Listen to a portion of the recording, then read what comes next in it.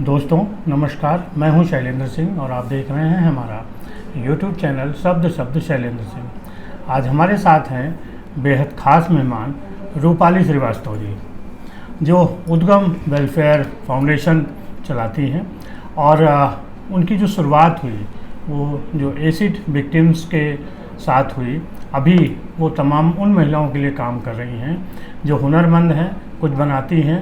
स्वयं सहायता समूह के जरिए उनको एक प्लेटफॉर्म दिया है, साथ ही साथ उनके स्किल को डेवलप कर रही हैं और जो चीज़ें वो बनाती हैं उन्हें बाज़ार में सेल करके और उनको एक लाभ दिलाती हैं जिससे कि वो आत्मनिर्भर बन सकें। और इसका जो उनकी योजना है, इस कार्य को एक लंबे स्तर पर ले जाने की, ताकि वो बहुत सारी महिलाओं को आत्मनिर्भर बना सकें।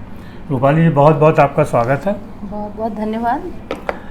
सबसे पहले तो ये जो उद्गम की शुरुआत की कैसे की, क्या सोचा था?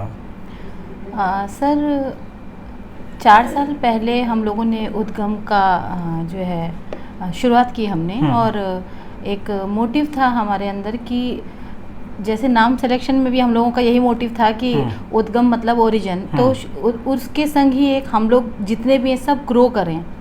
तो उद्गम के ग्रो के संग ही हम सब लोग भी ग्रो करें, ऐसी भावना के संग हम लोगों ने इसकी स्थापना की। और बेसिक जो हम लोगों के बिहाइंड द माइंड जो हम लोगों के जो पर्पस था वो समाज की जो अशिक्षित वर्ग की महिलाएं हैं, बेसिकली उनको एनी हाउ स्किल करना एक मेन मोटिव था हमारा। बहुत चाहा था हम लोगों ने कि जो लेडीज़ हैं, अगर घर की एक महिला को हम शिक्षित कर पाएँ, स्किल्ड कर पाएँ, तो वो हम लोगों के लिए बहुत कारगर सिद्ध होगा। और उसी पे हम लोगों ने अपना काम स्टार्ट किया था। 5वीं तक की जो बच्चियां होती हैं उनको हम लोग कोशिश करते हैं बस्तियों से लेके आने की सर, और उनको हम लोग पढ़ाते हैं फ्री ऑफ कॉस्ट। 5वीं तक की जो बच्चियां हैं बेसिकली किसी के घर की, मैंने जाके जब उन लोगों पे स्टडी किया, मैंने बहुत लंबा स्टडी भी किया, कोई भी चीज़ ऐसे स्टार्ट नहीं करती हूँ।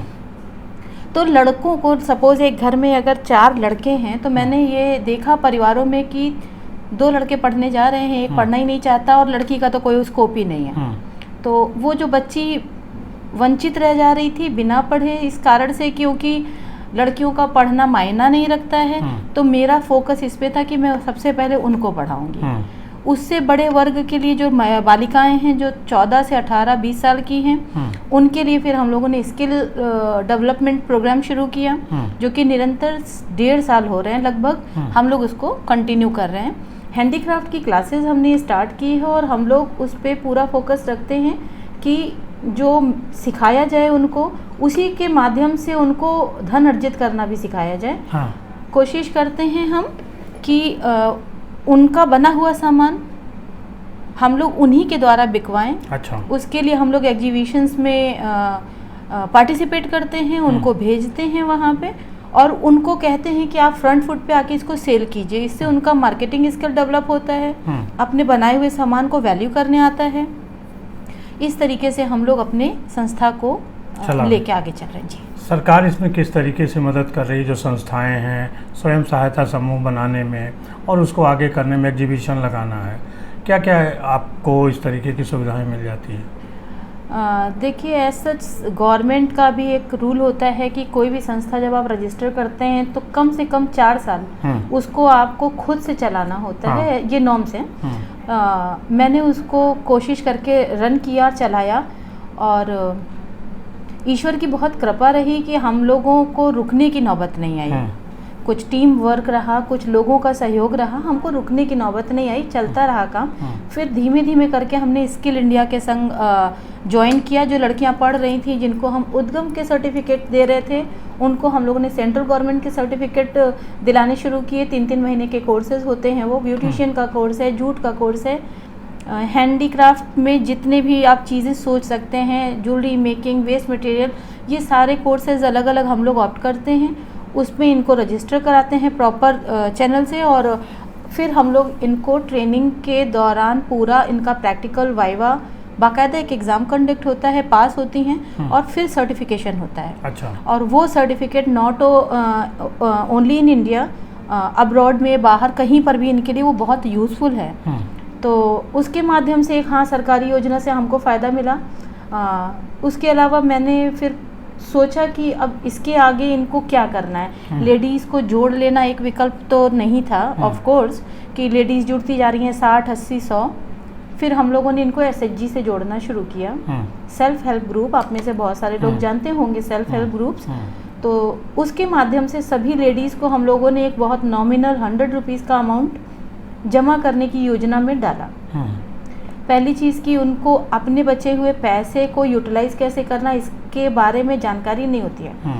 जब ये पैसा हम उनको देते हैं तो ये उनके अपने पैसे होते हैं, अर्जित किए हुए छोटा अमाउंट होता है। और इसके माध्यम से जब वो कुछ स्टार्ट करेंगी तो उनमें एक बहुत ही सेल्फ इंडिपेंडेंस का वो रहेगा कि हम लोग खुद से कुछ करने में सक्षम हो पा रहे हैं। तो हम लोगों ने इनको उनसे जोड़ा है। और अभी बहुत सारी ऐसी ट्रेनिंग्स होती है जो डूडा मुझको देता है कि आप ये कराइए और इसके बदले में जो भी आप लोगों का खर्चा आएगा वो हम उसको वहन करेंगे। तो इस तरीके से इनडायरेक्टली और डायरेक्टली गवर्नमेंट की कुछ चीज़ें हमको ज़रूर प्रॉफिट दे रही हैं, हाँ लाभ पहुंचा रही हैं आप कह सकते हैं। और जो आप एग्जीबिशन में इन चीज़ों को सेल करती हैं वो भी हाँ वो गवर्नमेंट बॉडी का तो नहीं पार्ट है, बट हाँ हम लोग कोशिश करते हैं कि अपना जो भी मंथली प्रोडक्ट बनता है तो डूडा भी हम लोगों को एग्जीबिशंस में फ्री ऑफ कॉस्ट स्टॉल दिलाता है। हम लोग पर्सनली भी इस पे बहुत अप्रोच करते हैं कि सपोज कहीं किसी पार्क के इर्द गिर्द 400 परिवार रहते हैं तो हम लोग वहाँ पे खुद अपनी टीम के संग जाते हैं। हम लोग 1 डे एग्जीबिशन कंडक्ट करते हैं और अपना सेल का जो पार्ट संस्था ने लगाया होता है उसके अलावा सारा पार्ट हम लोग उन्हीं बच्चों में डिवाइड कर देते हैं, दे देते हैं। हम लोगों के अगर आप कोई प्रोडक्ट देखेंगे अगर तो उसमें टैग लगे होते हैं जिस बच्चे ने और जब बनाया जी। तो उसके हिसाब से हम लोग गिनती रखते हैं और वो बच्चों को उसका प्रॉफिट मिलता है। अच्छा, आगे क्या प्लानिंग है संस्था के जरिए महिलाओं को आगे बढ़ाने की?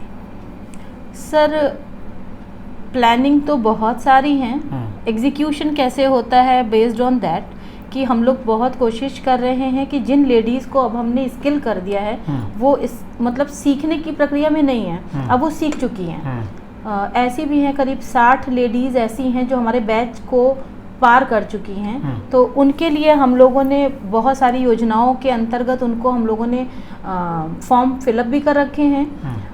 और बहुत सारी ऐसी योजनाएं डूडा में भी आती रहती हैं जिसमें ग्रुप ऑफ लेडीज़ का बहुत सारा अगर आपके पास है तो आप उनको उसमें रजिस्टर कर सकते हैं, फ़ायदा करा सकते हैं। तो हाँ हम लोगों का फ्यूचर प्लानिंग यही है कि प्रति महिला किसी न किसी रोजगार से धन अर्जित करे, अपने लिए कमाए, अपने परिवार के लिए कमाए और कोशिश करे कि अपनी जो बच्ची है जो सबसे जो निर्धन वर्ग होता है अब धन के अभाव में या शिक्षा के अभाव में, पर वो जो बच्चियों को शिक्षा से वंचित रखने की एक जो मानसिकता है उससे बाहर निकालना चाहती पढ़ा सके अपनी बच्ची। बिल्कुल बिल्कुल। तो मुझे लगता है कि अगर एक मदर शिक्षित होकर के स्किल्ड हो जाएगी और पैसा कमाएगी तो शायद से वो अपनी बच्ची को भी स्कूल भेजेगी बेटे की तरह, और यही महिला सशक्तिकरण होगा। हाँ बिल्कुल। अच्छा। कोशिश ये तो ये बात रही। फिर आप जब इन महिलाओं को निकाल के लाती हैं जी, क्या समस्याएं आती हैं? इनके घर वाले कुछ किस तरीके से समर्थन करते हैं, सहयोग करते हैं? सोसाइटी में क्या स्थिति है महिलाओं की? वास्तविकता ये है कि जब हम लोग बस्ती में टीम के संग जाते हैं और उनको प्रेरित करते हैं तो सच्चाई यही है कि वो नहीं आना चाहती हैं।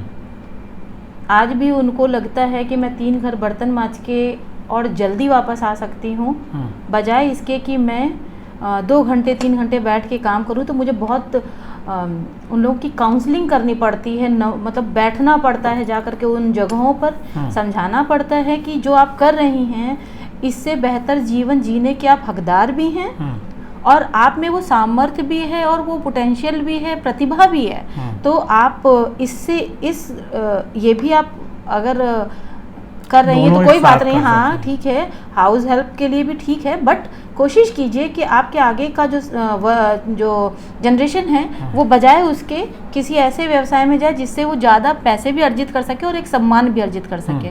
तो ये कोशिश है कि मुश्किल तो सर आती है, कोई भी काम करते हैं, हस्बैंड सपोर्ट नहीं करते हैं, कहाँ जा रही हो, कितने बजे आओगी, या फिर मुझे ही फ़ोन कर देते हैं। कई सारे लोगों को मैंने नंबर प्रोवाइड कर रखा है कि बाय द वे कोई भी ऐसी दिक्कत होती है, हाँ, तो आप डायरेक्टर को फ़ोन करिए, आप मुझको डायरेक्ट बात करिए मुझसे, मैं आंसर करूँगी। तो आ जाते हैं कभी कभी 1.5 महीना हो गया है जाते हुए, तो पैसे तो अभी कमा नहीं रही है, तो फिर समझाना पड़ता है कि कोई भी टैलेंट आपको 1.5 महीने में नहीं आता है, लंबा टाइम लगेगा, आपको सीखना पड़ेगा। 6 महीने के बाद आपका कोई प्रोडक्ट होगा जो सही गलत बनेगा, फिर उसके बाद आप कहीं काबिल होंगे इसके कि आपका जो सामान है वो मैं मार्केट में ले जा सकूँ। तो टाइम टेकिंग है, बहुत बार मुश्किलों का सामना करना पड़ता है, बट यही लाइफ है। और इसी चैलेंज को एक्सेप्ट करने के लिए हम लोगों ने एनजीओ को रजिस्टर कराया था। समाज का क्या सहयोग रहता है? मैं कह सकती हूँ मैं बहुत फॉर्चुनेट हूँ कि मुझको हमेशा सपोर्ट ही मिला है। समाज मेरे हिसाब से सबसे पहला दायरा परिवार होता है, तो मुझको सबसे पहले परिवार से सपोर्ट मिला, जिसमें मुझे सबसे बड़ा सपोर्ट अपने बच्चों से मिला।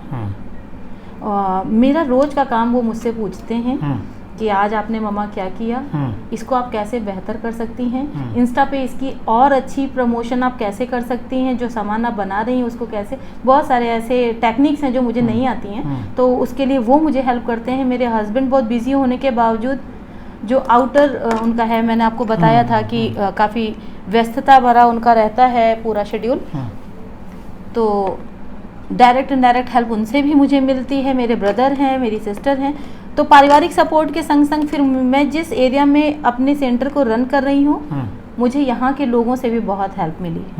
जो जानकीपुरम विकास समिति है, उन्होंने मुझे बहुत हेल्प किया। उन्होंने मुझसे कहा कि आप काम करिए, आप आगे बढ़िए। इसके अलावा जो हम लोगों ने एक ग्रुप बना रखा है, it takes to me and you, तो उसके माध्यम से हम लोगों ने बहुत सारे लोगों को जोड़ रखा है। किसी भी तरीके की हम लोगों को आवश्यकता होती है तो बहुत ज़्यादा बाहर प्रोपगेट नहीं होता है, हम अंदर ही उसको मैसेज के थ्रू बात कर लेते हैं, और जिस भी स्तर पे जो कर सकते हैं हम लोग उसको पूरा कर लेते हैं। जी, आपके और कुछ हॉबीज़ हैं इसके अलावा, समाज सेवा और इन सब के? समाज सेवा हॉबी तो क्या है, बस ज़रूरत मुझे लगता है कि समाज में यदि आपको ईश्वर ने ज़्यादा मतलब समृद्ध बनाया है, तो कोशिश कीजिए कि अगर और भी लोग ऊपर आ सकते हैं या आप में क्षमता है वो करने की, तो मैं तो कहती हूँ एनजीओ है या नहीं भी है, बिना एनजीओ के भी आप 4 लोगों को अगर शिक्षित कर पा रहे, एनी हाउ कोई भी। के कहने का मतलब ये है कि समाज से अगर आपने जो कुछ लिया है तो आपकी जिम्मेदारी है कि समाज को आप दीजिए भी, तभी एक समृद्ध समाज और मजबूत राष्ट्र बन सकता है। कुछ और कहना चाहती हैं? तो हम लोगों ने अब अपने एनजीओ को 4 स्तंभों पे कर दिया है। हम लोगों ने विंग्स बना ली। अच्छा। पंख नाम से हम लोग जो काम करते हैं, तो जो निर्धन कन्याएं होती हैं उनके विवाह के लिए जब हमारे पास कोई रिक्वेस्ट आती है तो हम लोग पंख विंग से काम करते हैं, और पंख के नाम से ही हम लोग उनको जो उनकी हेल्प है वो करते हैं। इसके अलावा हम लोग आसरा पे काम करते हैं। आसरा में हम लोग जो स्ट्रीट डॉग्स होते हैं, जिन बेसिकली स्ट्रीट डॉग्स की ही मैं बात कर रही हूँ, तो उनके लिए हम लोग फूस के और भूसे के बने, पहले तो क्या बोरियां कहते हैं, बोरियों में फूस भर के और प्लस एक प्लास्टिक शीट से उसको कवर करके हम लोग, सर्दियों में बेसिकली ज़्यादा रिक्वेस्ट आती हैं, तो उस तरीके से हम लोग स्ट्रीट डॉग्स के रहने के लिए, क्योंकि उस टाइम पे मैक्सिमम नंबर ऑफ बच्चे होते हैं, तो उनको बहुत ज़रूरत होती है, उनके बहुत बच्चे नहीं रह पाते हैं सिर्फ इस वजह से क्योंकि सर्दी में वो उनको प्रोटेक्ट नहीं कर पाते हैं। तो इसके लिए ज़रूरी नहीं है, मैं तो कर ही रही हूँ। आप सभी से मेरी ये रिक्वेस्ट है कि अगर आप मुझसे जुड़े हैं तो भी, अगर नहीं भी जुड़े हैं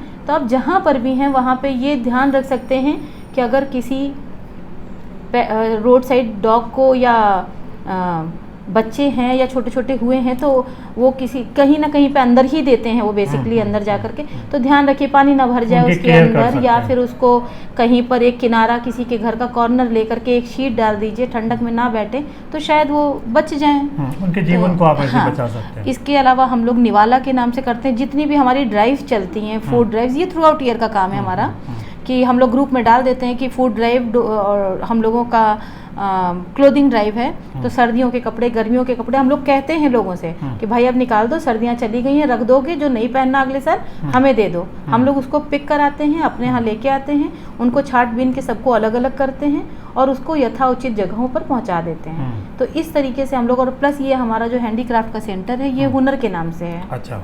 तो हम लोग इसको हुनर के नाम से चलाते हैं। तो इस तरह से 4 पिलर्स को हम लोग लेके आगे बढ़ के, इच्छा यही है और प्रयास भी यही है कि इन स्तंभों को हम जितना हाइट दे सकें। बहुत शुक्रिया आपका, आपने विस्तार से जानकारी दी। और दोस्तों आपका भी शुक्रिया कि आपने इतने लंबे समय तक हम लोगों को देखा। आप लोग जुड़िए रूपाली जी के साथ, उनकी संस्था के साथ, और जिस तरीके से समाज को आगे बढ़ा सकते हैं उसमें मदद करिए। शुक्रिया, धन्यवाद। Thank you sir.